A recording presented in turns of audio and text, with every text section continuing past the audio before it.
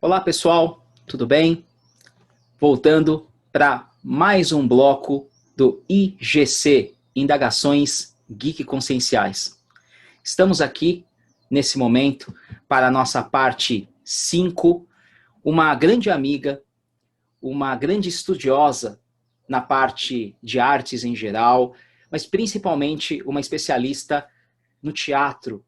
Ela é atriz, diretora, né, tem uma obra muito interessante. Depois a gente vai falar um pouquinho sobre uma das peças preferidas que eu assisti nos últimos tempos. Temos aqui a nossa convidada, a nossa querida Melanie, 2001 Halpern. Bem-vinda, Melanie. Obrigado pela participação. Continuando aí nosso debate, nosso diálogo a respeito dessa obra literária Watchmen, de Alan Moore, né? Obrigado pela participação. E vamos falar exatamente sobre essa ponte que pode ser feita entre a obra literária Watchmen e o teatro. Melanie, eu já começo com uma pergunta e também com um bem-vindo, né?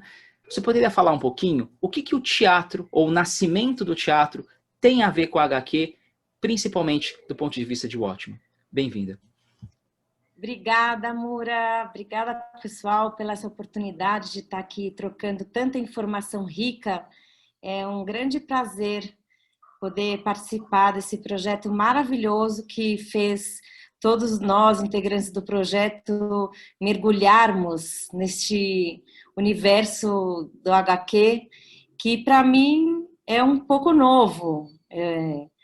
Eu li muito Ziraldo, Maurício de Souza, né? Mas essa nova estética do HQ ela é um pouco nova para mim e foi um deleite degustar. Né? Acho que cada obra artística toca a gente de uma maneira diferente. E se a gente for olhar o nascimento de uma obra de arte, ela sempre está inserida na sociedade, na política, porque ela é uma necessidade de expressão de um povo ou da humanidade. Né? Então, se a gente for pensar, a HQ, obviamente, ela é muito mais nova do que o teatro. Né? Dizem que o primeiro quadrinho nasceu ali em 1827, que parece ser muito tempo atrás, né? Mas só a partir da década de 70 e 80 que a gente realmente ouviu falar, porque através do nascimento da imprensa e dos jornais e tudo, aquelas tirinhas.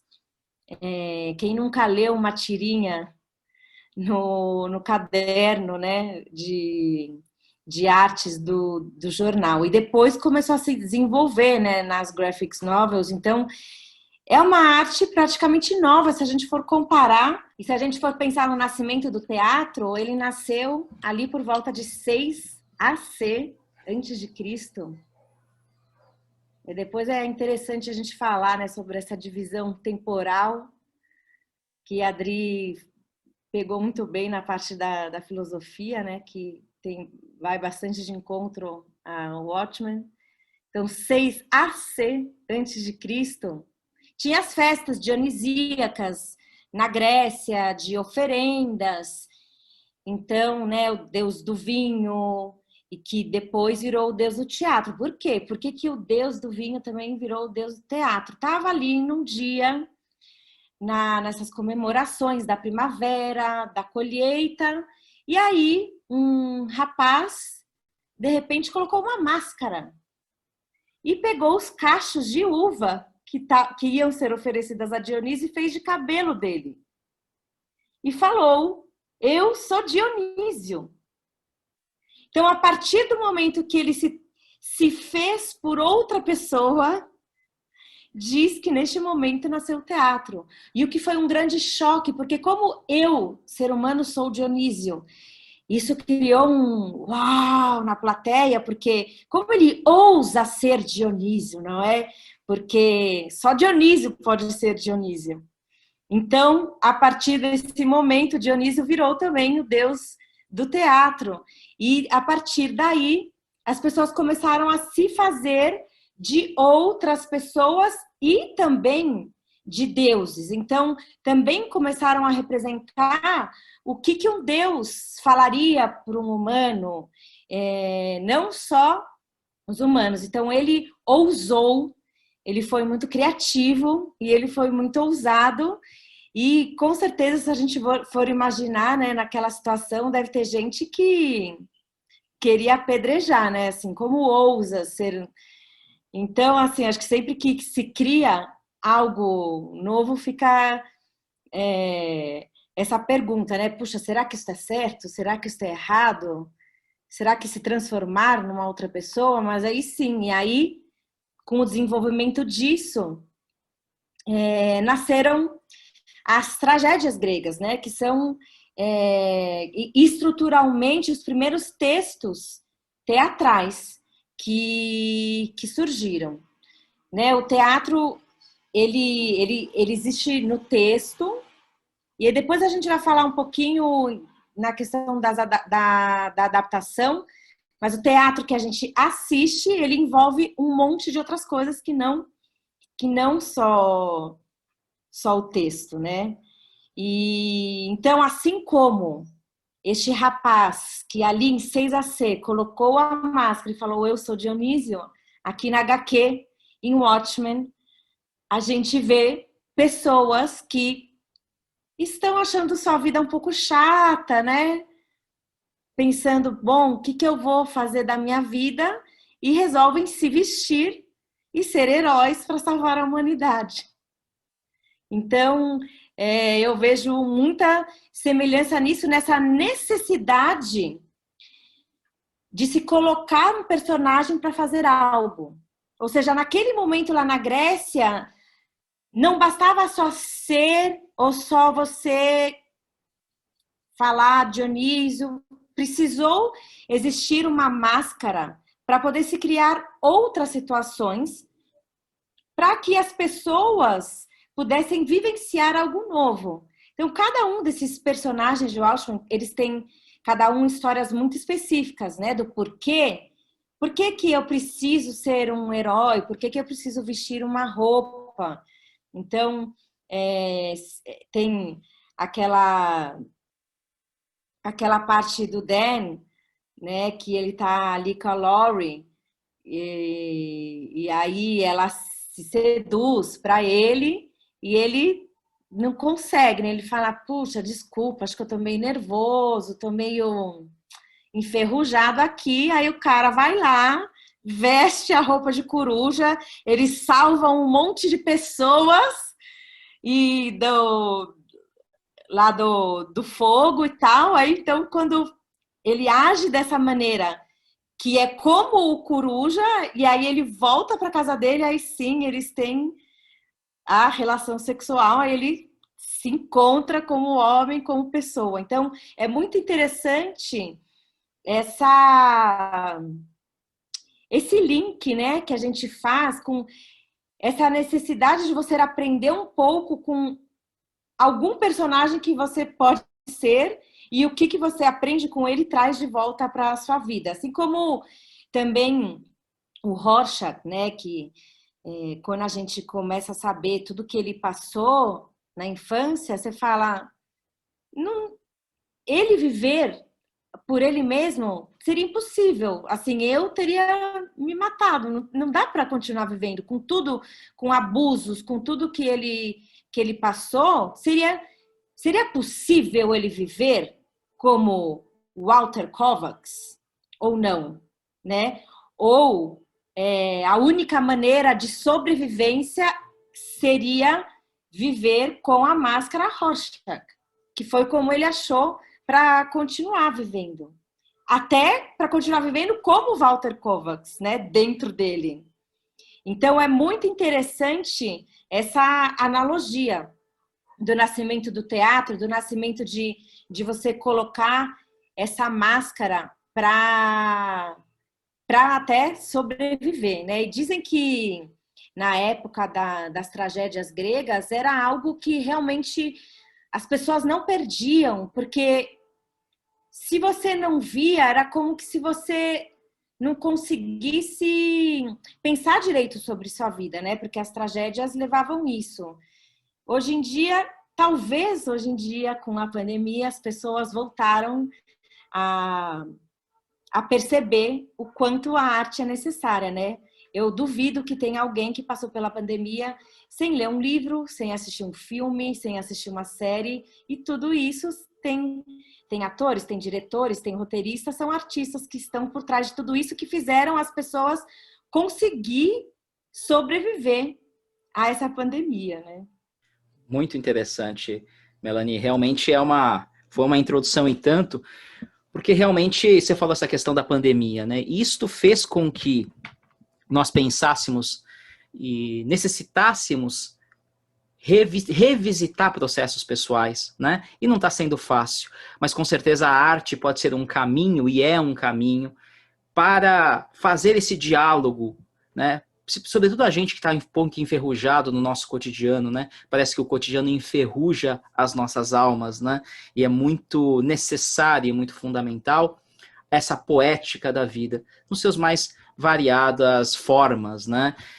Eu queria continuar. Você falou sobre essa questão da potência dos mascarados, né? Seja no sentido da sobrevivência, né? Você falou do Rorschach, do Kovacs, quer dizer, como ele consegue sobreviver depois de ter passado tantos abusos assim.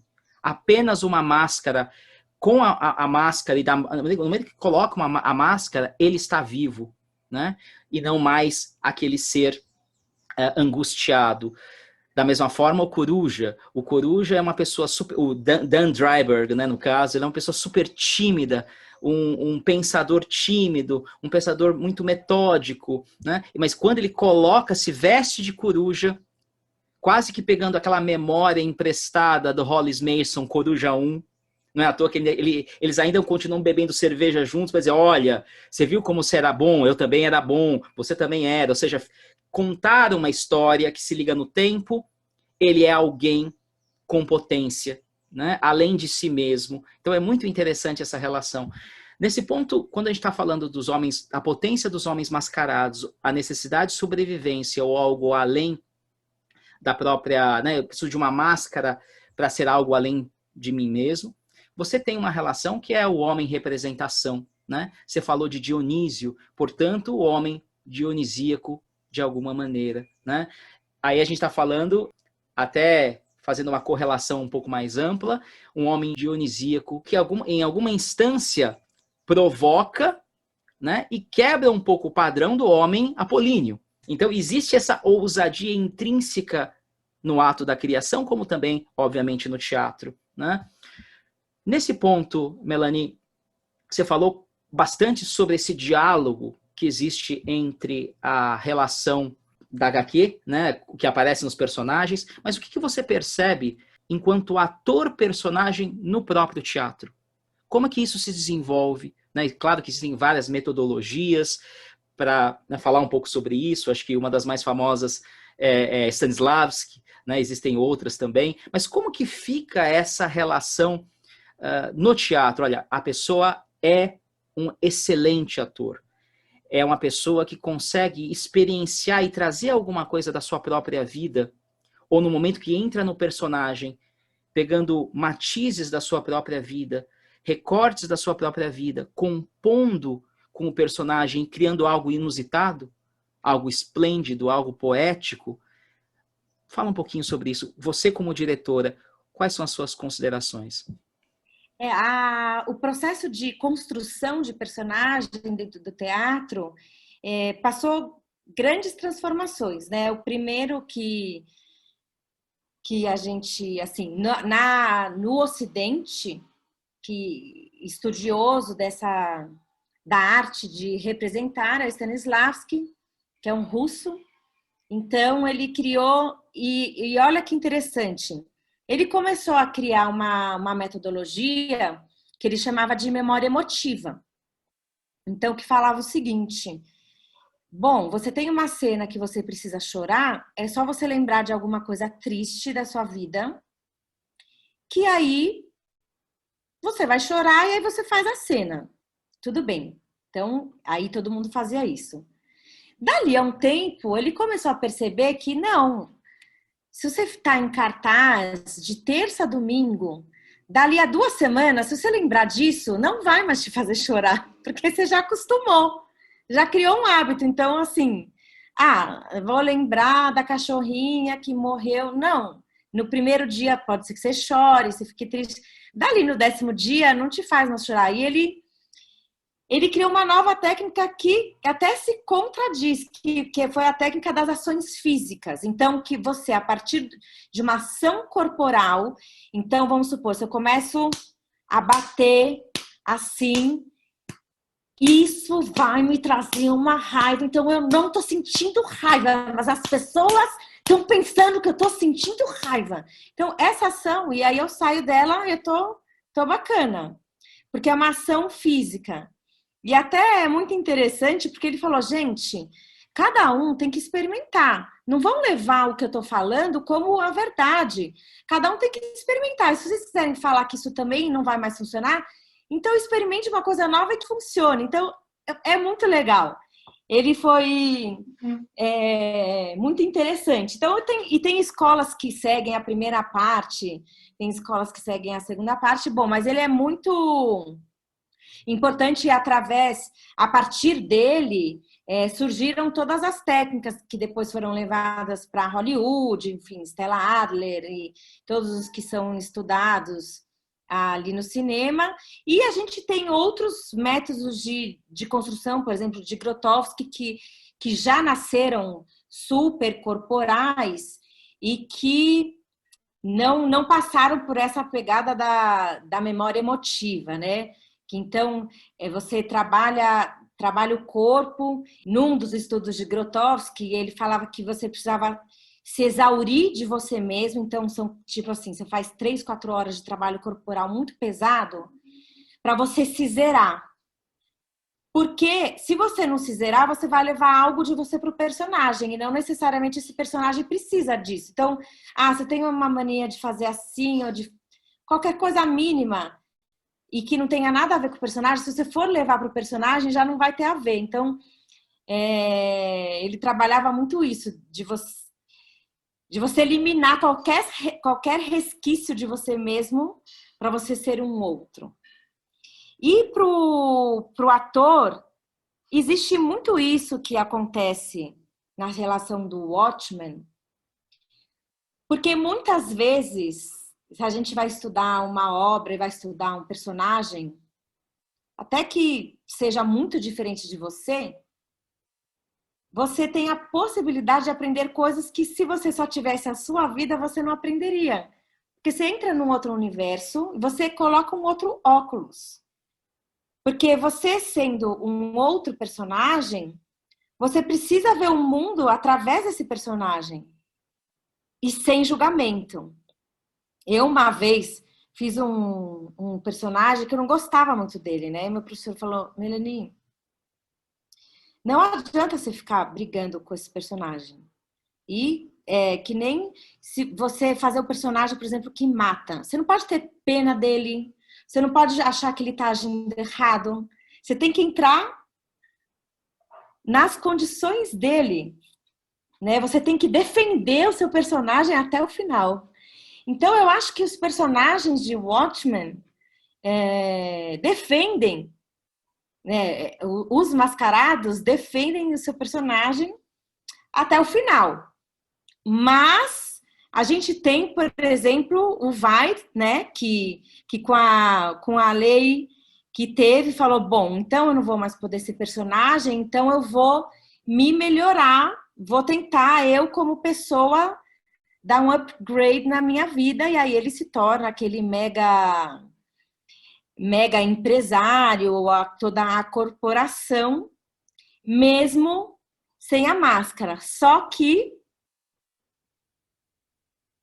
a gente vê o que acontece no final da HQ, né? Ele leva isso até as últimas consequências, como vai, né? Então, sem a máscara, e acaba tendo uma atitude que a gente se pergunta: ele salvou o mundo? Ou ele acabou de terminar com o mundo, né? Muito, muito interessante, Melanie, porque Exatamente, essa questão dos ditos caras limpas, né? Que são dois. Fora a Lori, que ela usa uma outra interface, que é o do corpo, né? Meio que uma sedução, mais a mãe. Mas ela entra na jogada também. Eu não quero, eu não quero, eu não quero quando vê tá fazendo, tá repetindo a mãe, né? Você tem os ditos caras limpas que se assumem, né? O Veidt, como a gente colocou, que é a máscara agora do grande empresário, que não deixa de ser uma outra máscara, né? Sim, E o do Dr. Manhattan, que sim. já é ele mesmo, fora talvez a representação, né, do terceiro olho de hidrogênio, né? Só porque pediram para ele É, um logo para fazer sucesso, né? exatamente, ele não aceitou o logo atômico, né? Não, atômico não. Né? A pergunta que eu coloco, Melanie, para você é, quando a gente fala de Veidt e Dr. Manhattan, né? Para você, eles são atores famosos, né? Enquanto expressão, ou são diretores de um destino? Eu vou colocar junto uma outra pergunta. Eu não sei se tem a ver ou é mais uma provocação. Já estou começando com tudo aqui. Há muito Zé Celso em Watchmen? Bom, o Zé Celso, para quem não sabe, é um grande diretor brasileiro, adaptou obras muito importantes e tem um jeito Zé Celso de ser que é dionisíaco. Então, ele sempre, toda e qualquer obra que passa pelas mãos dele é feita de uma maneira muito dionisíaca, que é essa da festa, da bebedeira. Então, tem muito sexo, pessoas peladas. Então é uma grande festa. Então, ele sempre recriou e adaptou todas as obras para que as pessoas que estivessem lá assistindo pudessem retomar esse sentido do ritual. Porque uma coisa muito importante que acabou se perdendo pela parte comercial do teatro é essa parte ritualística. Porque o teatro nasceu de um ritual, né? Falei ali atrás que nasceu desse ritual da consagração da primavera. Então, assim como vai que ele perde o ritual de se mascarar. Então ele fala, bom, então eu não vou me mascarar, você vai, então ele se coloca como comercial. Só que querendo chegar no mesmo lugar que ele chegava quando eles eram mascarados. Então, só que ele perde a ritualística, que é muito que o Zé Celso sempre falou, né? A gente não pode fazer um teatro que não seja ritualístico, porque o teatro é ritualístico. Se não for ritualístico, então não é teatro. Então, pensando agora assim, será que o Vai perdeu a ritualística de se vestir e ser um herói? Porque ele decidiu se vender a, ao comércio e à indústria para ser famoso, enfim, e todo mundo bajulando ele. É muito interessante porque tem todo o livro dele, né, de como que você atingir o corpo perfeito, como você atingir a mente perfeita com meditação. E se a gente for pensar isso ali em 80 e pouco, não era muito falado, né? Então, Alan Moore, ele captou alguma coisa que tá acontecendo com a gente agora, né? E ele captou ali atrás essa coisa do ser perfeito, assim como existem as histórias dos humanos. Então, a gente tem também o Dr. Manhattan, que ele é transformado em um ser que tem mais poderes do que os seres humanos. Então, ele virou Deus. E o que é ser Deus? E o que é ser humano? Então, respondendo a sua pergunta, né? O Dr. Manhattan, ele tem essa possibilidade de viajar no tempo, tanto tempo e espaço. Ele tendo esse poder de se transportar espaço e tempo, porque ele consegue ir para o passado e consegue ir para o futuro, será que ele tem mais escolha e mais poder das suas ações? E será que a gente precisa ser como o Dr. Manhattan para a gente poder ter poder sobre nossas ações? Ou será que a gente, se a gente quiser, a gente pode sim ser o diretor das nossas ações, né? Porque o ator, ele cumpre papel. Então, um ator, e ele tá, por mais que existem hoje em dia vários jeitos de fazer teatro, porque antigamente o diretor mandava, o ator tinha que fazer. Hoje em dia isso está mais híbrido, né? O ator colabora até com o texto. Então você faz improvisações, o ator faz uma improvisação, o dramaturgo vai lá e escreve. Então tá mais híbrido isso.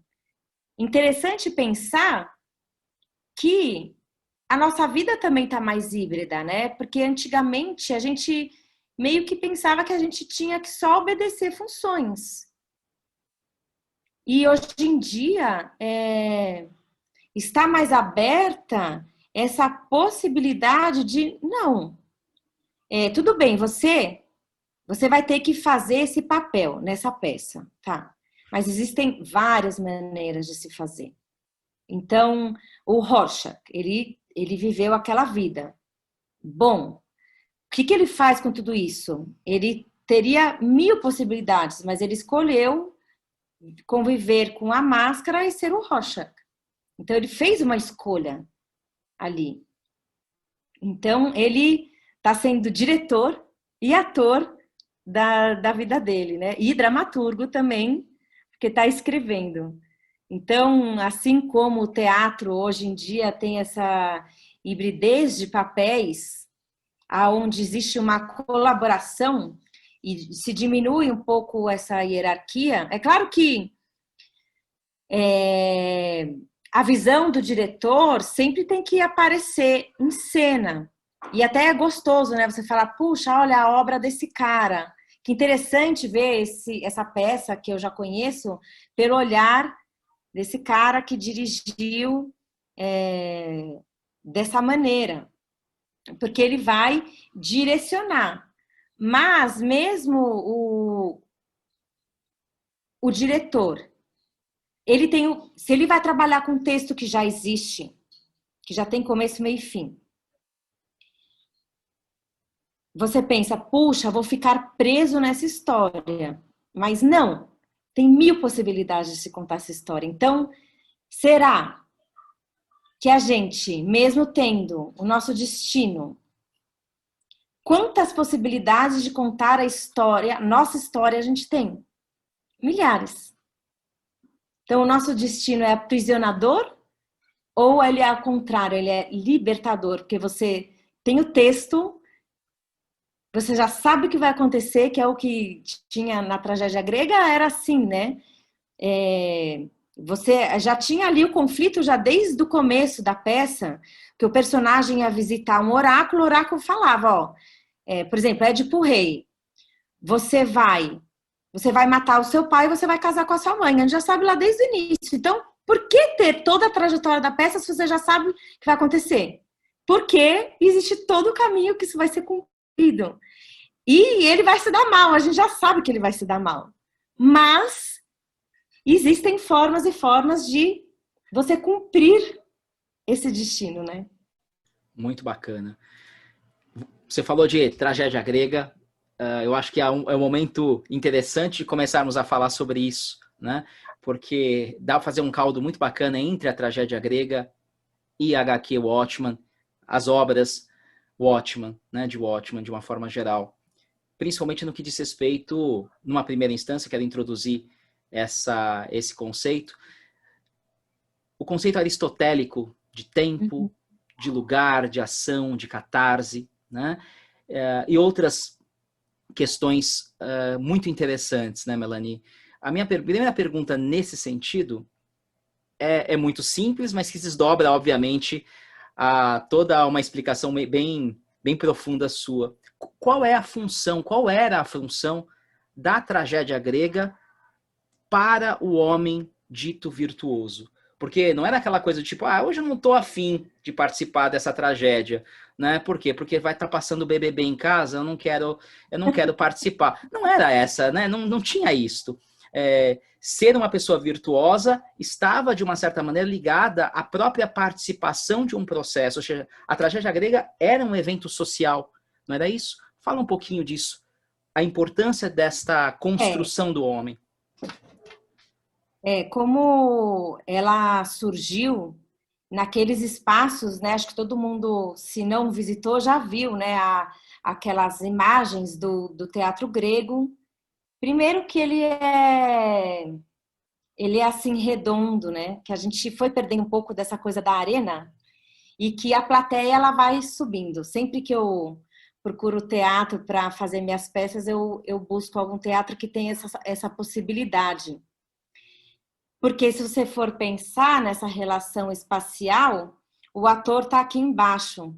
E depois o que a gente chama de palco italiano, que se criou depois, é o palco, o ator em cima e a plateia começa de baixo. Então, se você já começa uma peça no palco italiano, você dá uma mensagem subliminar de que, então, quem está falando aqui no palco sabe mais, porque eu estou acima de vocês. Mas o teatro surgiu ao contrário, o ator aqui embaixo e todo mundo como que dando apoio, né, a esse cara que está aqui representando para você. E é falado que as pessoas não conseguiam sobreviver sem assistir uma tragédia grega, porque elas precisavam daquilo para se entender como pessoa e para viver o dia a dia, né? O Aristóteles escreveu na sua Poética que para se escrever uma boa tragédia, né, você tinha os três, o espaço, o tempo, então você tinha essas unidades, então ela deveria passar num curto espaço de tempo, né, 24 horas, mesmo que quando na tragédia se passou 15 anos, mas não tiveram acontecimentos durante esses 15 anos na peça, só é contado. Então, porque tinha que ser rápido, porque a pessoa tinha que entender que naquele tempo houve uma grande transformação, geralmente num só lugar, e que tivesse essas 24 horas de duração. E a tragédia deveria causar a catarse, né? Que é conhecida até hoje, que foi criada ali nas tragédias gregas. O que é a catarse? Essa identificação de você com um acontecimento, mas que para os gregos era uma purificação, como se você pudesse purificar das suas emoções e de tudo que você tem internamente, você ia lá assistir a tragédia grega para se purificar. Então, realmente é algo muito ritualístico. E as tragédias deveriam suscitar na plateia terror e piedade para levar você para essa catarse. Você tem pena, né, daquele herói. Aquele herói que, coitado, tudo de ruim acontece com o herói. E a gente está acostumado hoje em dia que com o herói só acontece coisa boa, né? Nos filmes, em tudo. Então, é bem ao contrário. E os nossos heróis de Watchmen são heróis gregos. Porque a vida deles não é fácil. Não é uma vida hollywoodiana. É uma vida muito dura. Então, é uma vida de um herói grego. Então, isso quebra o que a gente está acostumado, quebra e nos remete, né, a algo muito mais ancestral para a gente, que eram os heróis gregos, que a gente já sabia que iam se dar mal, que a gente tinha piedade, mas que a gente queria ver como queria cumprir esse destino. Então, realmente é muito interessante. E uma coisa muito característica também das tragédias gregas era o fato de que, então, o herói, ele, né, ia lá e o oráculo falava, olha, os deuses, eles reservaram esse destino para você. Então, a gente pensa, bom, se eles já reservaram, Então, isso era muito determinante, sempre os deuses agindo no destino do humano. É uma coisa, tem bastante caldo aí para a gente pensar, né? Porque nesse ponto, Melanie, fica claro que são outros tempos, né? Não dá para a gente fazer pensar de um jeito contemporâneo sem cometer um equívoco anacrônico. Nesse ponto, Melanie, você falou bastante da catarse, né, humana. Há uma relação entre a catarse humana e, de alguma maneira, o que era chamado de prazer estético, né? A catarse com prazer estético, porque não há um sentido de, não há uma liberdade nesse tipo de pensamento, né? Há uma liberdade sim na caminhada, na jornada, né? Mas não necessariamente no destino. Então, queria que você falasse um pouquinho desse sentido de catarse humana relacionado ao prazer estético em Watchman. Como é que você vê esse conceito de livre-arbítrio? Porque no que você falou dá a sensação, poxa, mas eu não tenho livre-arbítrio então. Uhum. E o sentido de fatalismo, não no sentido o fatalismo como a gente conhece, mas enquanto fado, ou seja, é fadado a cumprir uma coisa. Né? Mesmo que você tente escapar, sair correndo, quer dizer, não, essa é a sua missão, sua função, a sua condição de experimentação que os deuses colocaram para você. Nesse sentido, essa relação de livre-arbítrio e fatalismo, ou fadalismo, né, como às vezes eu gosto de chamar, em alguns desses personagens de Watchman, como por exemplo, Rorschach, Veidt, Comediante, Coruja e o Manhattan. Quer dizer, caramba, como é que esses personagens, nessa sua análise do teatro, envolvendo aí no nosso tema a tragédia grega, essa leitura que você poderia fazer desses personagens sobre essas relações? Bom, o personagem do Rorschach, né, como a gente já falou aqui, ele é o que a gente tem. Ele com certeza é um herói grego, porque causa muito terror e piedade, como Aristóteles pedia dentro de uma tragédia grega. A gente vai lendo, a gente vai se compadecendo com a história de vida dele. Então, causa uma catarse, né? Poxa, então, claro que ele tem que ser desse jeito. Então, parece que dá o aval para ele ter todos os problemas que ele tem, porque a gente sabe o que ele sofreu.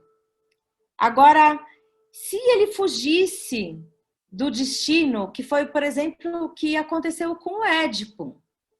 O Édipo tentou fugir do destino dele, porque quando foi falado que pro pai dele, olha, o seu filho vai te matar e vai casar com a sua mãe, o pai do Édipo mandou um serviçal levar embora o Édipo e matar ele.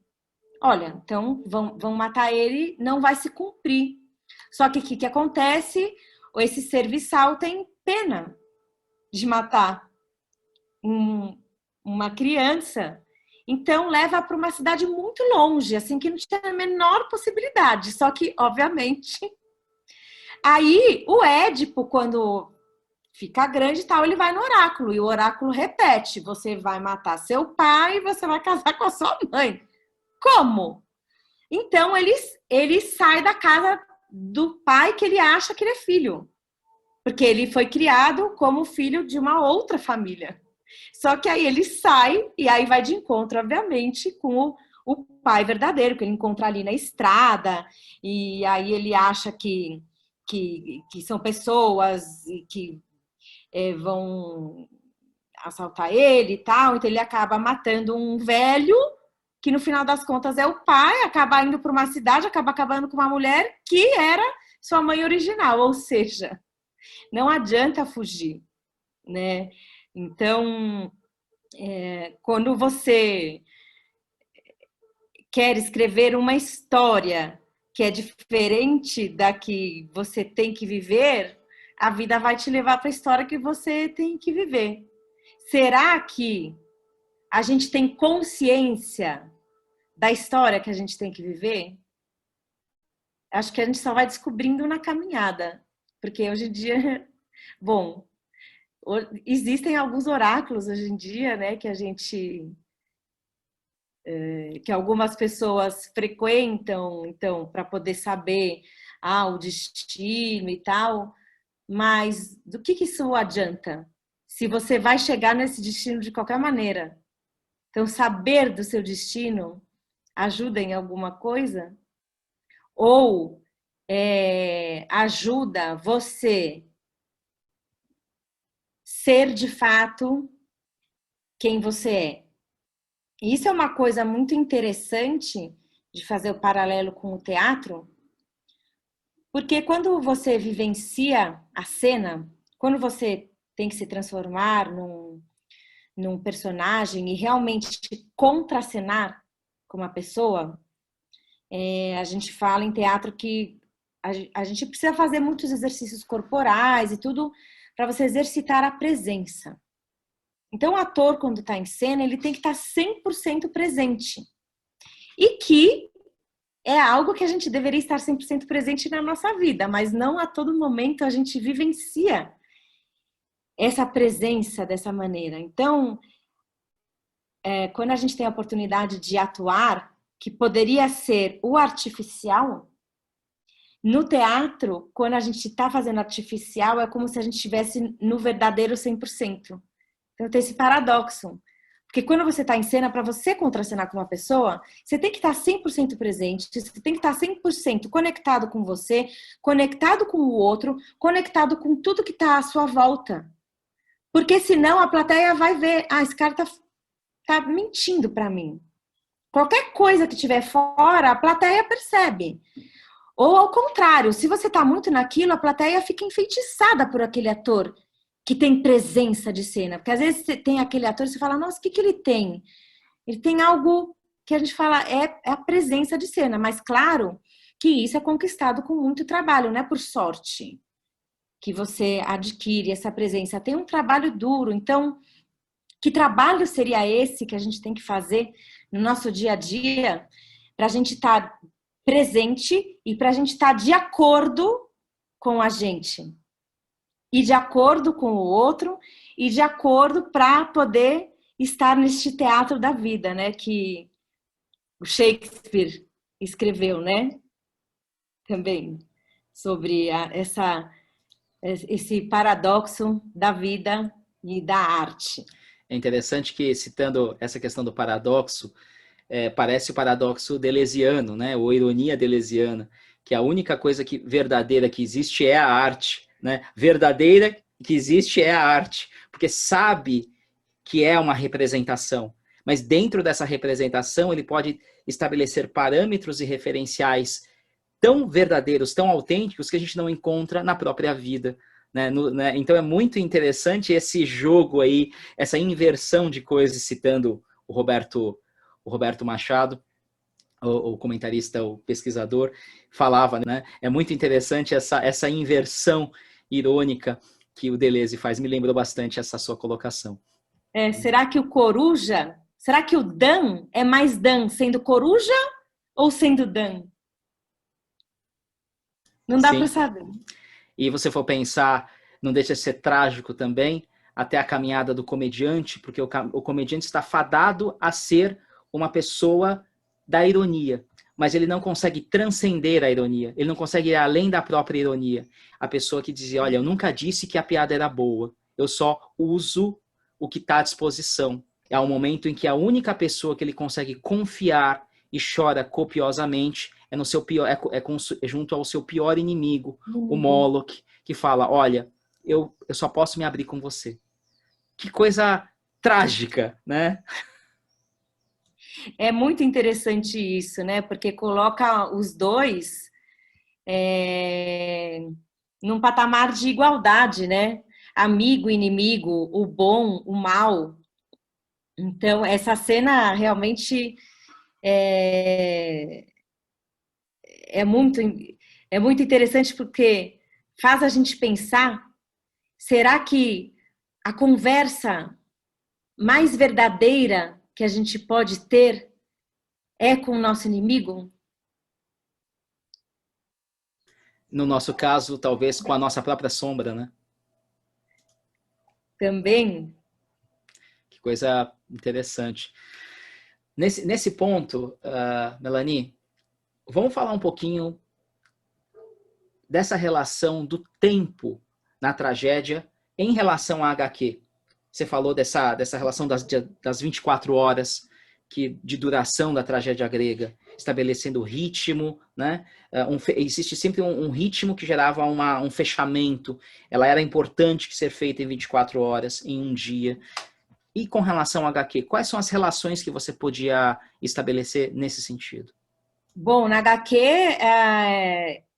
ela rege a HQ também, assim como o tempo rege as tragédias gregas, o tempo rege a HQ, que a HQ são 12 capítulos, né? 12 ponteiros do relógio, como se cada capítulo se passasse em 1 hora. E a gente cumprindo esse círculo do tempo, que é uma ilusão, mas que é o que a gente conhece. Então, a gente está preso nele, a gente está preso a algo ilusório, então também apresenta esse paradoxo. Então, a gente tem essa passagem, muitas coisas acontecem em muito tempo, mas, na verdade, são 12 horas. Porque, para quem leu, né, a cada capítulo começa com o ponteiro do relógio, ele vai passando. Então, tem também essa expectativa desse acontecimento muito importante que vai acontecer rapidamente. Isso depois também foi levado para todas as obras de teatro, né? Porque você tem que ter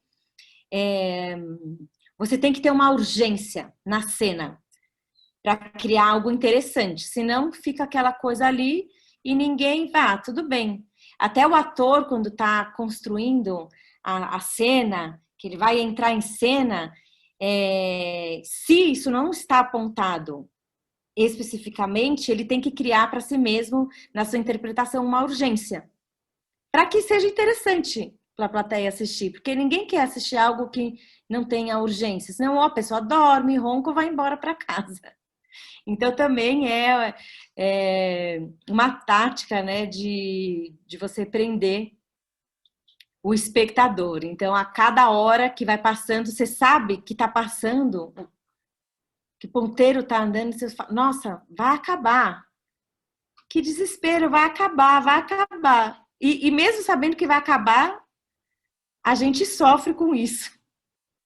Muito interessante. Assim como a gente sabe que a nossa vida física vai acabar, mas a gente também sofre com isso, né? Então, nesse ponto, pessoal, o nosso projeto, a nossa proposta de projeto é gerar essa urgência para você que ainda não leu essa obra, leia, por favor. Existem outras obras de Alan Moore que nós vamos citar daqui a pouco, mas essa obra é uma obra, né, seminal, podemos dizer assim. Tudo isso é para instigar essa urgência em nós. Leia a obra, assista o filme, assista a série. Vale a pena, tem muito caldo aí, né, Melanie? E a arte, ela ajuda o ser humano a se entender, né? Seja ela o teatro, seja uma HQ, seja um quadro, seja uma música, uma poesia, a arte, ela tem essa função, né? Da gente criar algo que não é natural para a gente poder compreender a nossa própria vida, né? E é uma maneira de também da gente se expressar. Então, também eu diria que, além de você ler HQ, se você nunca experimentou fazer nenhum tipo de arte, eu recomendaria também para todo mundo, porque a arte não é só para os talentosos. Ah, você tem talento para isso. Não. A arte é para qualquer ser humano. E é importante que todo mundo passe por esse processo de ser o artista. Seja desenhando a árvorezinha com o sol, mas como que é o seu traço e por que que você está fazendo isso? Seja escrevendo uma poesia, mesmo que você vai ter vergonha de mostrar para alguém, seja interpretando alguma cena de teatro na sua sala de casa e que você possa se expressar de uma maneira diferente, porque a gente fala assim que a arte toca em algo que no dia a dia da vida é um outro diapasão, né? Numa outra oitava. A gente fazendo uma analogia da música. Então, é como se a gente pudesse se transportar para um outro lugar, você sendo o artista, e aí quando você volta para a sua vida, você pode refletir. Puxa, eu sou essa pessoa que eu nem sabia quem eu era. Porque você não se deu o prazer de experimentar. Então, não só como leitor, mas também como fazedor de arte. É muito interessante, né? Parece que a arte te faz lembrar que você está vivo, né? Eu acho que é uma das pedras angulares aí do nosso próprio sentido de existência, ao meu ver. É uma expressão ativa e proativa de nós mesmos. Eu concordo, sem arte, sem poesia, não há vida. Não há vida ética, ao meu ver. Vamos lá. Eu queria convidar você a rememorar uma cena que eu acho que é uma cena estrutural na série, que não comentamos ainda, né? É uma cena que me remete muito a essa analogia que nós estamos fazendo da própria tragédia grega. Na seguinte consideração. E outras coisas mais também. Cada personagem da HQ, da obra, você tem... Eu estou falando das personagens, não apenas as pessoas, os super-heróis, mas sobretudo as pessoas comuns de Watchmen, né? O jornaleiro, né? Que conta a história dele, falando. O menino, que é o arco do Corsário Negro. Por que que você continua lendo isso, menino? Ah, por causa disso, eu quero entender, né? E lendo. O cara, né, da oficina lá na rua, né? O próprio caminhão que chega com jornais a cada dia e sempre tem um comentário, não é assim? Por que eu estou falando disso? Uma das cenas que é a mais forte é, ao meu ver, aquela cena em que nós temos aquela briga daquelas duas mulheres, daquele casal, quase no finzinho, né, do penúltimo capítulo, em que nós temos uma querendo explicar para a outra porque ela se separou, porque elas se separaram, e uma super nervosa, super reativa, até o momento que elas começam, na verdade uma, né, começa a espancar a outra loucamente. Espancar, quando a gente vê, as duas estão rolando no chão, uma tirando sangue da outra. Que é uma cena fortíssima. Né? E naquele momento, você tem uma construção de cena tão forte, porque naquele momento você tem, isso chama a atenção do entorno. Você tem, naquele instante, o jornaleiro que para de falar aquelas mesmas coisas e vai ajudar. O menino que para de ler a HQ e pelo menos vai olhar o que está acontecendo. Os dois caras da oficina que saem e falam assim, quem que é? Ah, são as duas, vamos lá ajudar. Tá passando o carro de polícia, que são aqueles detetives que não estão mais no caso, e um cara pula do carro para tentar apartar a briga. E mais, o psiquiatra do Rorschach, já enlouquecido, porque o Rorschach entortou ele, né? Se separando quase da mulher, porque a mulher não aguenta mais ele, né? E fala assim, ou você olha para mim ou tá tudo acabado. E naquele momento eles estão brigando também, cruzando na rua. Ou seja, vocês têm um nó kármico, podemos dizer lá, né? Um evento aí que puxa a atenção de todo mundo. E ele vai ajudar, porque precisamos ajudar as pessoas. Então fica aquela coisa muito forte, aquela cena, porque é uma cena que naquele instante você tem um movimento ético, uma virtude moral. E você fala assim, caramba, na obra inteira você tem uma coisa meio distópica, meio destrutiva, meio nihilista, né, em que não há solução. Né? E aí você tem os próprios humanos, naquele momento, pessoal super comum, tipo, o ponto daquele instante, naquele momento, cada um meio que parece que sabia o que tinha que ser feito, que era resolver aquela briga, né? Porque nós ainda acreditamos, né, na humanidade. Pelo menos isso a gente tem que fazer. E o que eu achei muito poético dessa cena e também trágico? Porque quando as pessoas estão fazendo talvez o único gesto ético, fundamentalmente, por uma necessidade, naquele momento, é o único momento que eles não estão pensando neles, no umbigo deles.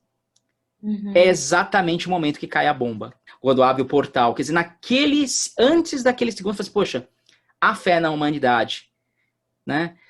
Você fala assim, é possível a humanidade sobreviver fazendo o bem, porque naquele momento eles estão impelidos a fazer algo em prol do outro, sem ficar pensando no que vai ganhar. Para você, me fala um pouco dessa cena enquanto tragédia, porque isso se cumpriu. Né? Todo mundo estava falando da terceira guerra, da bomba Lula. Né? Aquilo, para eles, foi a bomba. Acabou. No momento, talvez, de maior exaltação desprendida do ser humano. E aí?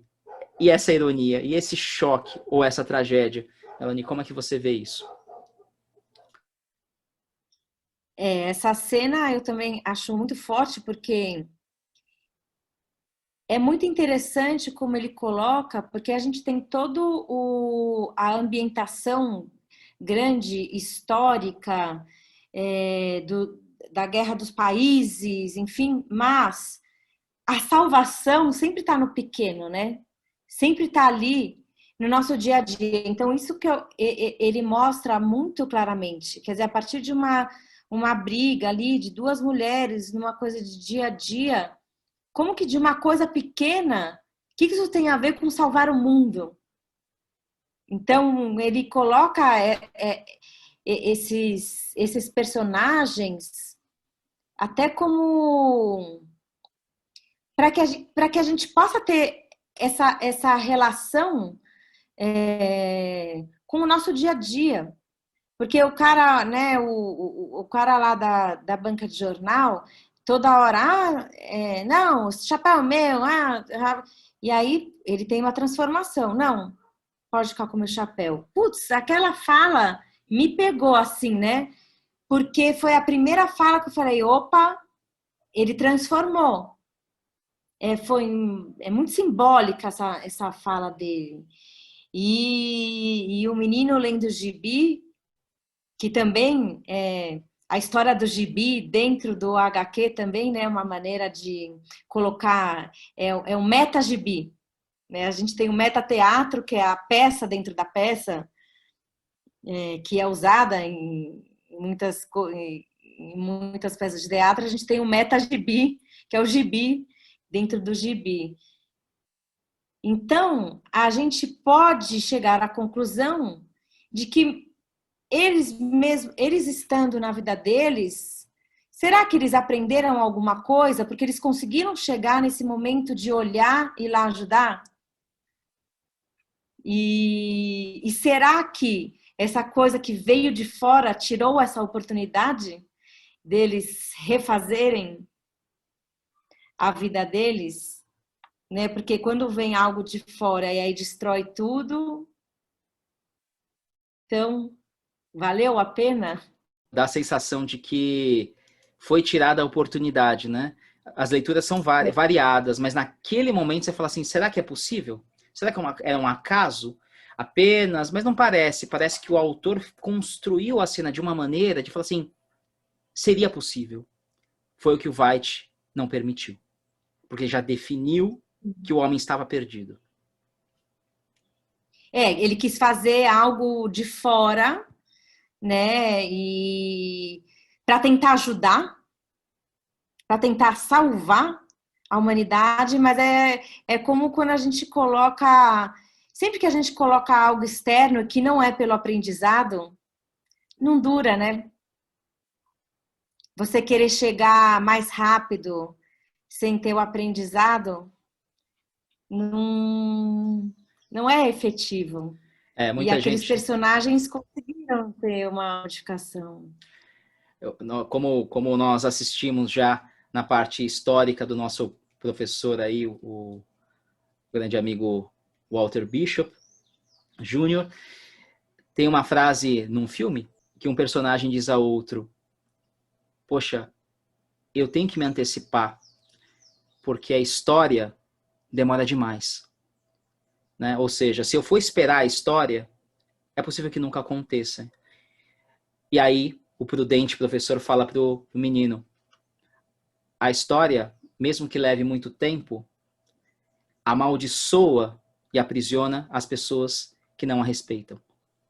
Ou seja, não adianta simplesmente você fazer porque a história demora demais. Sim, nós construímos a história de uma forma conjunta, como seres históricos, mas parece que existe um entremeios aí que a gente precisa respeitar, né? E esse respeito é um respeito pelo tempo. As coisas não são fáceis, as coisas que são mais importantes são demoradas, são profundas, requerem revisão constante, não é 10 passos para a felicidade cósmica. Tem que ser muito inocente para acreditar nisso, né? É muito interessante, nesse ponto de vista, esse tipo de questionamento que a gente está tendo aqui, ao meu ver. Melanie, agora acho que a gente podia entrar numa questão que é uma questão, vamos puxar um pouquinho mais para, entre aspas, para os tempos, pelo menos a gente tem uma referência de tempo um pouco mais próxima, né? Vamos falar um pouco de Watchmen e Shakespeare? Será que é muita ousadia falar isso? Né? São tantas relações que nós podemos fazer, né? Eu queria começar com uma pergunta, uma ousadia máxima, tá? Shakespeare, Alan Moore, Hamlet e Watchmen. Pergunta que não quer calar. Há algo de podre no reino dos vigilantes? E aí? Bom, Hamlet é uma tragédia de Shakespeare, né? Então, Shakespeare escreveu tragédias, comédias, enfim, mas Hamlet especificamente é uma tragédia. Então, a gente seguindo o nosso raciocínio que a gente fez ali das tragédias gregas, agora Shakespeare é mais ou menos ali 1600 que ele escreveu Hamlet, é um pouco mais próximo da gente. E é interessante, porque Hamlet começa com uma morte, né? Que é a morte do pai do Hamlet, que também se chamava Hamlet. E a peça seria, bom, temos que descobrir quem matou o rei da Dinamarca. Assim como Watchmen começa, o comediante morreu. Temos que descobrir quem matou o comediante. Esse é o objetivo principal colocado ali no início da obra. Então, logo de início, a gente já vê, putz, muita coisa parecida, né? E aí a história do Hamlet, então, ele é executado pelo irmão, que é o Cláudio, que mata o irmão e ainda casa com a esposa do irmão, né? Ou seja, é tudo de imoral, de incesto, de vingança, de traição. Então, todas essas emoções, né? O Shakespeare, ele é maravilhoso para expurgar todas as emoções que uma pessoa possa ter, né? E logo no início, o personagem, o Marcelo, que é o sentinela do castelo, ele que fala essa famosa frase: há algo de podre no reino da Dinamarca.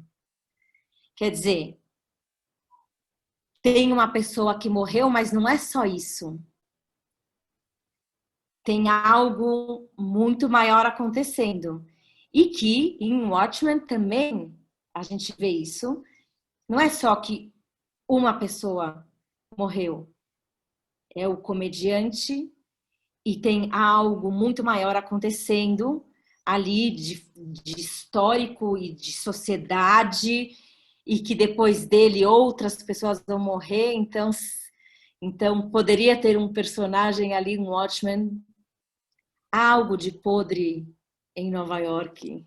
Poderia falar, ia ser até divertido.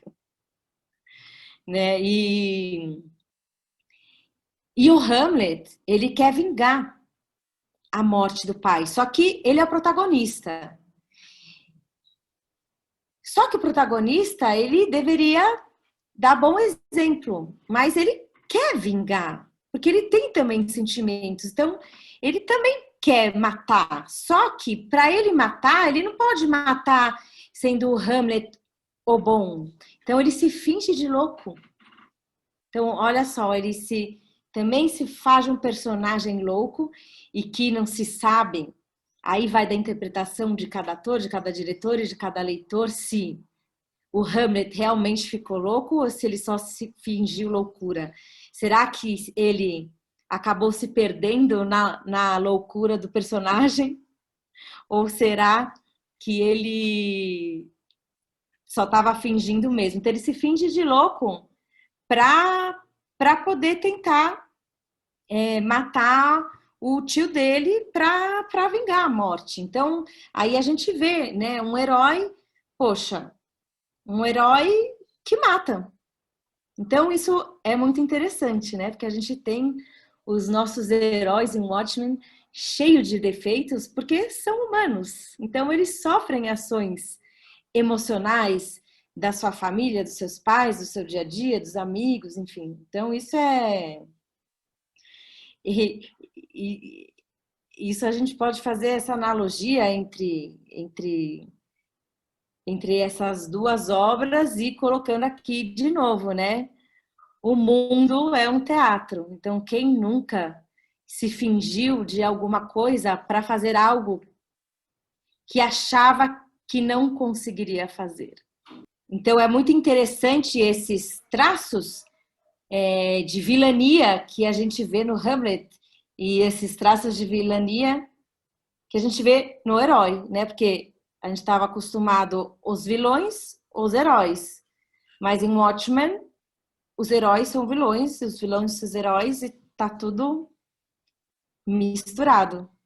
E até mesmo o humano pode se transformar num deus, em alguém extra. É muito interessante que dentro da peça Hamlet tem uma peça de teatro, porque o Hamlet, ele contrata uma companhia de teatro para fazerem uma pecinha, aonde dentro dessa pecinha matam o rei. Porque ele quer ver a reação do tio. Ah, se ele ficar muito emocionado durante essa pecinha que eu vou trazer aqui, é porque com certeza é ele. Então, quer dizer, usa desse artifício da peça dentro da peça para gerar uma catarse no Cláudio, que é quem matou o pai dele. Assim como no Watchmen, aquele menino que está ali perdido, né? Que é provavelmente alguém que nem... Porque se ele tivesse dinheiro, ele teria comprado o gibi. Não, mas ele não compra. E ele também pede o chapéu para se aquecer. Então, a gente pensa, bom, é uma pessoa que não tem dinheiro, mas ela quer adquirir a cultura, ele quer ler esse gibi, então ele quer se transformar. Ele quer ter uma história que ensine para ele algo até ele chegar nesse momento que ele pode ajudar uma outra pessoa. Será que se ele não tivesse lido o gibi, ele teria se transformado? Acho que não, né? Mostra ele lendo o gibi, entrando em contato com os lados navio negro, né? Quer dizer, com a parte mais negra e funesta dele mesmo para poder se transformar. Então, é muito interessante a utilização desse artifício. Então, isso também em Hamlet acontece, né? E a gente tem o próprio Weid vivendo essa crise, né, ética. Porque ele faz o que faz, mas no final da HQ ele pergunta para o Dr. Manhattan: será que eu fiz o certo? E o Hamlet também pergunta, né? Aquela frase muito conhecida que é ser ou não ser. Que ser ou não ser eu vou ser eu mesmo ou não vou ser eu mesmo? E é uma frase muito que você transforma para a ação, porque ser é uma coisa, não ser é outra. Então, luz ou sou noite? Sou o Hamlet louco ou sou o Hamlet normal? Sou um mascarado ou fico sendo eu mesmo? E essa questão é colocada o tempo inteiro em Watchmen, né? E o Vaid, ele termina com isso. Poderia ser ele perguntando para o Dr. Manhattan: ser ou não ser, doutor? O que eu faço? Fiz o certo ou fiz o errado? Salvei a humanidade ou eu ferrei para todo sempre? Então, que é uma coisa muito colocada no Shakespeare, em todas as peças, e acho que a gente diariamente vive essa questão, né? Ser ou não ser. E é uma questão, é uma pergunta que acho que é para ser perguntada todos os dias. Não talvez respondida, mas perguntada. Porque eu não sei se a gente tem a resposta. Assim como em Watchmen, a gente não tem a resposta. Talvez na série feita na HBO eles respondam de alguma maneira, porque se passa muito tempo depois. Então, é uma visão do que poderia ter acontecido depois. Mas a HQ, ela termina com uma pergunta. Fiz a coisa certa? Que eu acho que é a pergunta que a gente, no final da nossa vida, a gente faz, né? Fiz a coisa certa? Existe o certo? São questionamentos muito guturais, né? Muito profundos e muito fortes e impactantes, né? Mas vamos falar de adaptação. Anny, quais são os critérios e possibilidades quando a gente fala de HQ no teatro? Fala um pouquinho, já foi feito? O que você conhece disto? É uma transição suave? É desafiadora? Me fala um pouquinho. Se a gente for pensar mundialmente, a gente já teve muitas HQs adaptadas ao teatro, até para Broadway. E, bom, tem trocentos. Então, eu vou falar um pouco de adaptações aqui no Brasil, né? Para ficar mais próximo da gente. Já foi feito muitas adaptações. Geralmente, as companhias que escolhem os quadrinhos como ponto de partida são companhias que têm um olhar estético à cena, tanto corporal como visual, porque os quadrinhos dá essa coisa da quebra, que eu acho que até em Watchmen ele trabalha um pouco diferente do que esses quadrinhos anteriormente apresentados. Mas geralmente são companhias que trabalham muito o corpo e muito a estética. E aí a estética, se num quadrinho ela tá ali, tem as cores, né, das páginas, tipo de letra, quantas palavras vão em cada balão? Bom, no teatro isso se expande para cenário, para figurino, para adereço, para iluminação. Então, é muito rico. Eu sou muito a favor de adaptação, porque acho que a adaptação é uma homenagem, por mais que... porque uma adaptação não quer substituir a obra, né? Ela quer adaptar, ou seja, puxa, eu adorei essa obra, eu quero transformá-la em teatro. E, obviamente, que a partir do momento que você vai transformar, você vai modificar. Então, você tem que ter esse desapego, que eu acho que não deve ser muito fácil pro Alan Moore com essas obras gigantescas que ele tem, né? Mas aqui no Brasil a gente teve Enfio, Ziraldo, Marílcio de Souza, né? Que são cartunistas brasileiros, que acho que todo mundo teve contato. A gente teve diversas peças, né? Peças e filmes baseados no HQ. A gente teve também o Will Eisner, foi feito pela Companhia Armazém de Teatro. Eles fizeram aquela peça Pessoas Invisíveis. Esteticamente era assim um desbunde. Então, assim, você vendo a adaptação, você fala, nossa, olha o que fizeram com isso. Era maravilhoso de ver. A Sutil Companhia também adaptou a Avenida Dropsy, do Will Eisner, também esteticamente maravilhoso. É óbvio que tem as críticas, né, que aí acabaram ficando muito na parte estética, e geralmente é engraçado que geralmente as pessoas que adaptam HQ colocam de sonoplastia rock and roll. Isso é bem engraçado. Acho que talvez pela época do nascimento de HQ, né, de 70, 80, então todo mundo que faz adaptação de HQ coloca um rock and roll bem alto, é engraçado isso. Até o Laerte também foi adaptado pela Companhia La Mínima. Fizeram o Piratas do Tietê, A Noite dos Palhaços Mudos, que é uma companhia de circo. Então já você vê, né? Então é uma companhia que trabalha muito com o corpo, com gags. Então encontraram na HQ um bom mote de historinha para poder mostrar os números circenses. Então isso que é bem interessante. A gente teve até também a Maitena, que é aquela que faz a HQ argentina, Mulheres Alteradas. A gente teve adaptação aqui.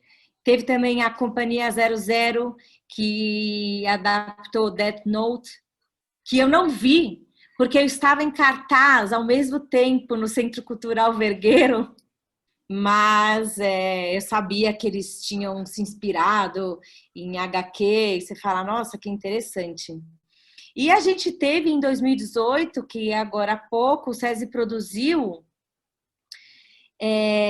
o Fábio Moon e o Gabriel Sá escreveram um espetáculo baseado numa HQ deles, só que aí o que é legal, né, como eles estão aqui próximos, eles mesmos que fizeram a adaptação para o teatro. Então é muito legal isso. Aí chamaram o Nelson Baskerville, que é um diretor, e eles usaram muito a coisa 3D de visual, então acaba misturando também vídeo, filme, para conseguir levar o espectador a essa coisa dos quadrinhos, dessa coisa visual, que é muito marcante, né? Acho que quando a gente passa de um texto normal para o quadrinho, o que mais chama atenção é o visual. Então, eu acho que por isso que as companhias que adaptam HQ são essas companhias que dão muito valor ao visual, e a gente vê isso muito nas cores, no cenário e até na construção de personagem, essa coisa quebrada, uma coisa corporal grande, né? Porque sempre na HQ a gente tem essa coisa exacerbada dos personagens. Porque é uma foto, né? Quando o personagem está desenhado ali naquele quadro, é como se fosse uma foto. Então, aquela foto com o tipo de letra, se tá o tamanho, então, o ator tem que transformar aquela foto num movimento. Então, por isso que tem essa necessidade desses movimentos grandes e também de um trabalho vocal, porque se a gente for pensar em adaptação, tem as letras no balão. A gente sabe que se aumentou a letra, puxa, esse personagem está gritando. E aí, na adaptação para o teatro, o ator tem que usar o trabalho vocal dele, que naquele momento, com certeza, o autor da HQ quer que aquele personagem fale mais alto, quer que grite, ou quer que sussurre se a letra tá menorzinha, ou se tem um silêncio, né? Se a gente tem uma página de HQ que é só de imagens, a gente pensa em silêncio, porque a gente não tem nenhum personagem falando. A gente não está lendo nada, a gente está vendo imagens, e que isso transformado na cena, pode ser que tenha música, aí vai da escolha do diretor, né? Será que tem música no fundo com essa imagem? Será que a gente, quando a gente está lendo e a gente só passa por uma página que só tem imagem, será que passa uma música dentro da nossa cabeça? Ou não, tem um silêncio? Aí vai do diretor, né? Muito, muito bacana, a Melanie. E quanto caldo, quanta informação nós podemos tirar, né? Não apenas dessa obra em si, mas das questões das adaptações, né? Como é rico isso, né? Vou fazer uma última pergunta para finalizarmos, e essa pergunta talvez seja a pergunta mais pessoal, mais intimista, né? Eu gostaria de fazer uma ponte, né? Você falou em algum momento que, quando a gente estava conversando sobre outros temas, enfim, uma das suas peças, né, você teve uma influência, ou pelo menos fez uma pesquisa para chegar a essa peça, que foi o filme de Tarkovsky, O Sacrifício. Né? Eu gostaria de fazer essa ponte. Né? Eu vou construir uma pergunta, espero que dê certo. Né? Quando assistimos o filme de Tarkovsky, O Sacrifício, você tem um impacto muito forte nessa obra cinematográfica, com Tarkovsky, e na HQ nós podemos fazer algumas pontes, né? Porque há também, de uma certa maneira, um sacrifício ou alguns sacrifícios específicos. O sacrifício realizado no filme de Tarkovsky é brutal, ao meu ver. Né? Define a maneira da pessoa olhar a vida.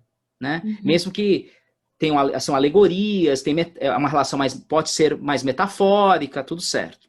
Mas tem passagens fortíssimas que definem até mesmo a questão da loucura e assim vai. Na HQ também você tem sacrifício, um sacrifício fortíssimo ou pequenos sacrifícios. Né? E eu faço essa ponte para fazer exatamente essa pergunta para você. Nessa relação vinculada a sacrifícios, a um olhar que a pessoa tem para se conectar com o mundo, né? Podemos dizer que, numa camada mais rasa, talvez a pessoa possa ler o Watchmen e falar assim, é uma leitura muito nihilista. Ela é uma leitura que é um reforço ao negativismo, né? Porque já começa não dando certo e vai piorando a situação e acabou. Né? Eu prefiro ver Breaking Bad, né? Pelo menos é mais emocionante e mais atual. Tá bom. O ponto que eu coloco aqui, tá? Para você, como diretora, como atriz, como pesquisadora, estamos falando da sua peça.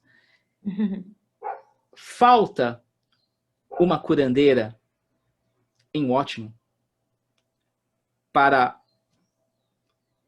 inspirar os nossos super-heróis de uma certa maneira para auxiliar na própria cura da alma dos homens que estão à beira de uma tragédia e de uma melancolia estruturais?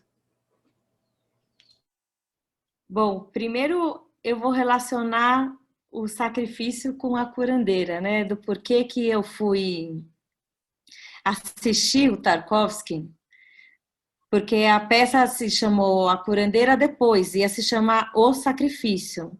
Só que aí pensa o sacrifício que veio todo com este nome, quando a gente colocou o nome, ficou uma coisa assim, mas se a gente for ver o significado da palavra sacrifício, é sacro ofício, que é o ofício sagrado. Então, será que os nossos personagens de Watchmen, se eles fazem do seu ofício sagrado, ou seja, com o ritual também do nascimento desses personagens que eles criaram, se eles fizessem como sacro ofício, eles conseguiriam se curar e aí, como consequência, curar o mundo?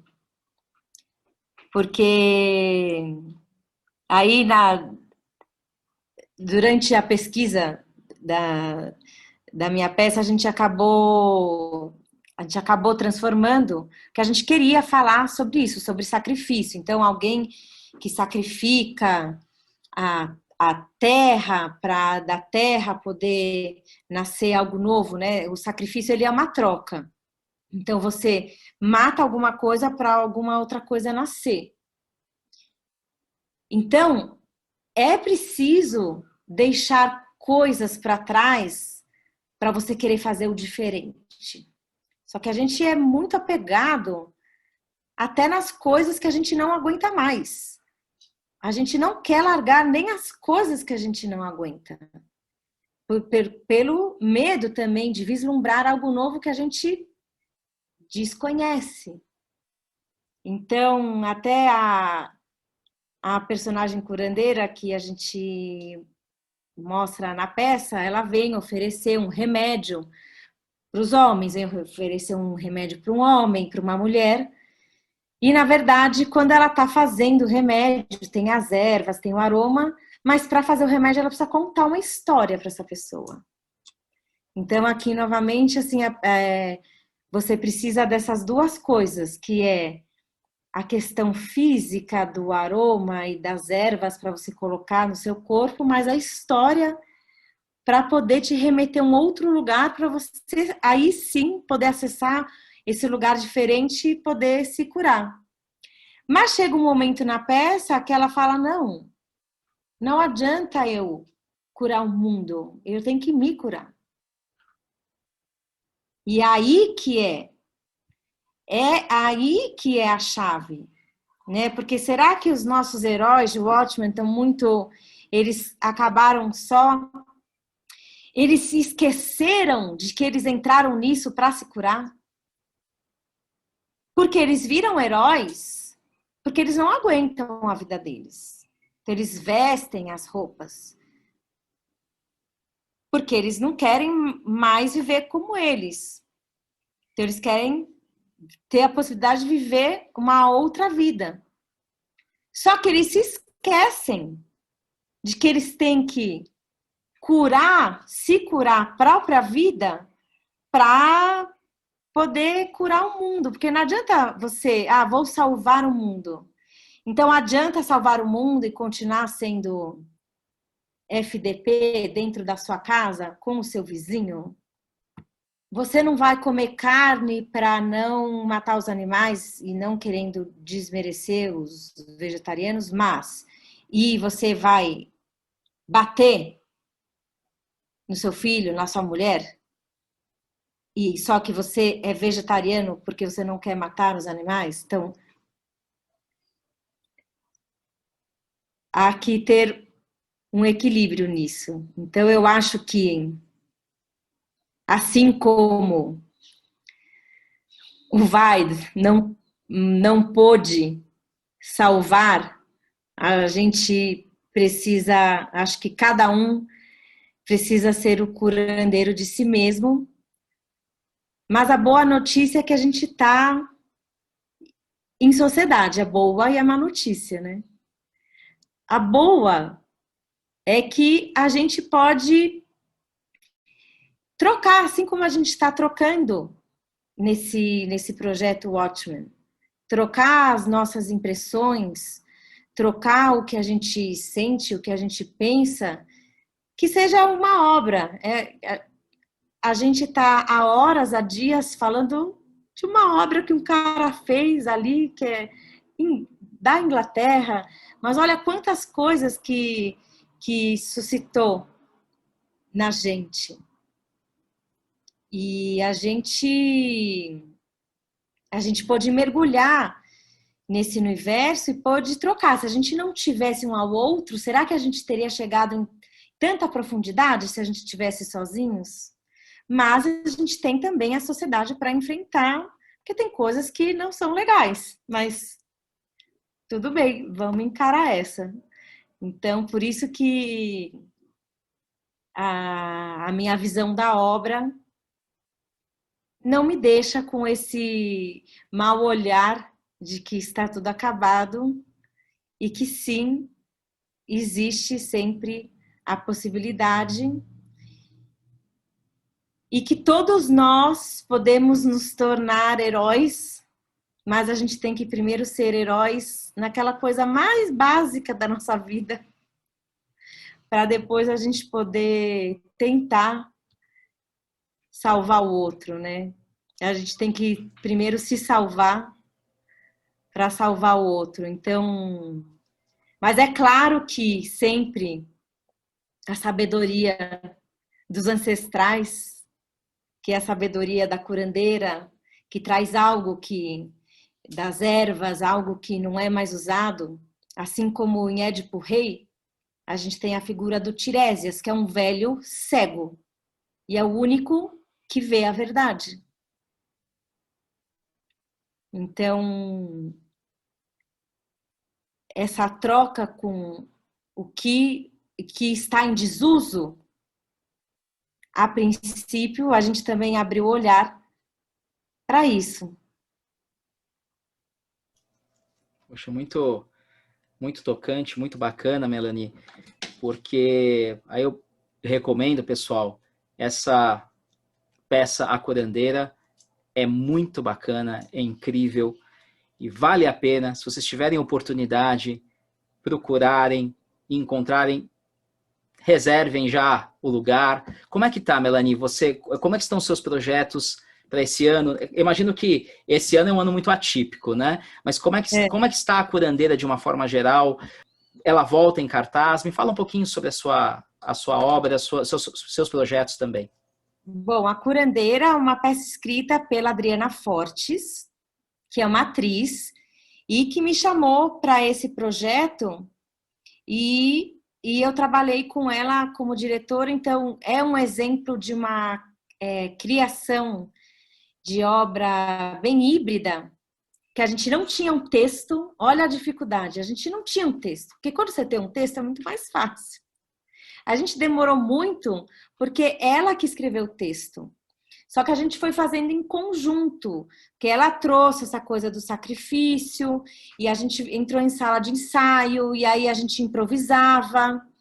A gente chamou um dramaturgo para poder escrever as coisas que ele achava mais interessante, porque a gente, certo momento, a gente precisava de alguém de fora para poder escrever, porque senão a gente ia se perder naquilo tudo. E a gente estreou ali 2008, 2009. E a gente sempre faz. A gente já ficou em cartaz várias vezes. E a gente, pelo menos, todo ano faz. Esse ano não teve, mas a gente tem... a gente participou de um TED, do TEDx da Luz, que, como todo TED precisa ter 20 minutos só, a gente fez uma adaptação de 20 minutos da peça, então se você procurar a Curandeira TEDx da Luz, deve encontrar ali no YouTube, mas aí são 20 minutos, mas a gente teve que se adaptar, né? Senão a gente não poderia ter participado. E a gente também se perguntou, vale a pena? A gente vai cortar essa peça que a gente demorou 7 anos para fazer, só para participar de um TED e transformá-la em 20 minutos? A gente teve essa questão também. É muito difícil você adaptar, e não era adaptar para uma outra coisa, que é ser teatro, mas assim, você cortar partes, você abrir mão de toda a sua pesquisa para transformar em 20 minutos. A gente falou, não, a gente tem que conseguir, porque é importante também isso, né? De você abrir mão. Ah, tudo bem, não vai ter aquela etapa que é muito significativa, mas vai servir para algo.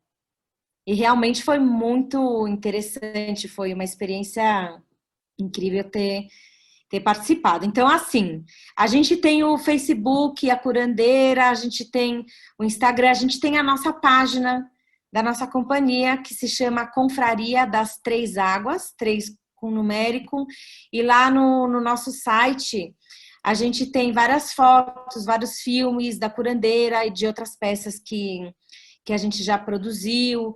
A gente fala bastante também da nossa forma de trabalhar esteticamente. A gente também gosta muito dessa questão estética corporal. Então, pensando bem, combinaria para nós adaptar alguma HQ, seria algo interessante, que agora ficou essa formiguinha. O processo da curandeira foi um processo bem aonde a gente teve que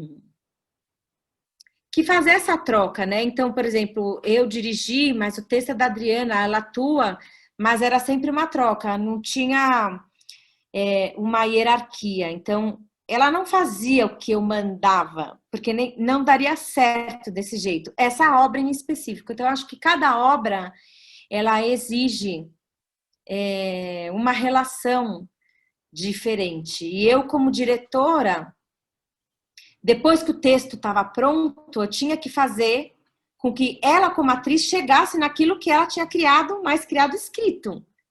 Só que ela vivenciar aquilo é um outro caminho.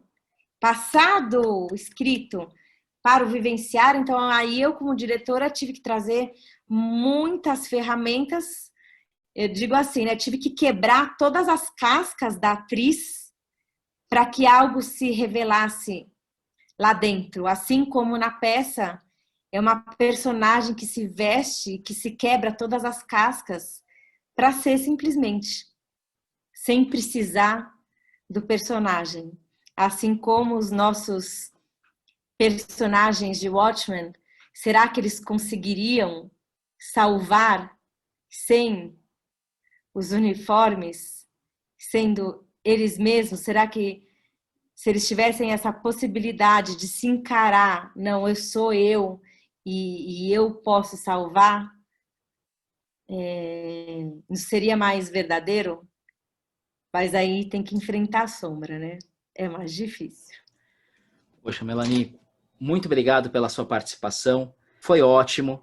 Veja quanto caldo nós temos, né? Quanta inspiração nós podemos tirar de uma obra como o Watchmen, de um pensador como Alan Moore.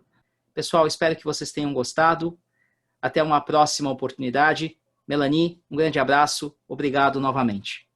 Obrigada a você, Marcos, por essa grande oportunidade e pelo interesse em ouvir essas divagações artísticas. Legal, gente. Um abraço. Até mais. Valeu.